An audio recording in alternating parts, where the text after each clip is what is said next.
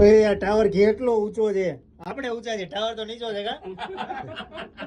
હવે લાગે ને બીક? હવે બીક લાગ્યો ભાઈ. હવે થોડી થોડી બીક લાગે, કારણ કે બહુ ઊંચા વયા ગયા છે.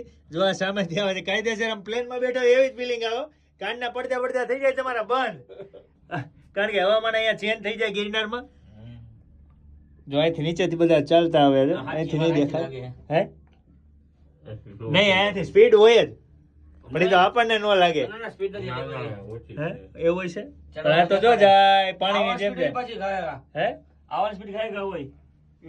આ ગિરનાર આપણે ઘણા ઉપર ચડી ગયા હો. જો અહીંયાથી ચડતા છે બધા, આ બાજુથી ચડે. જો આ પગથી આમ ફટફટ કરતા જો ઓલા ચડતા આવે. નો મળે ને ઉપર જાય એટલે. જો બે જણા આમ એમાં પાછું પેક છે વધારે. હે પેક છે ઓક્સિજન કેવું રહે? પેક છે. હા એટલે કેવડાવે જો. પણ વાંધો નથી આવતો, જાય છે ભગવાન. ભગવાન પાંચ જાય. જો આમ પાણીનો તળાવ પહેલી દેખાય. વાર કેમ સુરેશભાઈ? લિફ્ટમાં અહીંયા પહેલી વાર બેઠો છું. હા. બાકી પાવાગઢ ને અહીંયા બધે ગયા છે ભાઈ. અહીંયા ગિરનાર પહેલી વાર આવ્યા છીએ આપણે. ઉપર તો ચાલીને એકવાર ગયા હતા નાનમાં, જ્યારે પ્રવાસમાં આવ્યા હતા ત્યારે.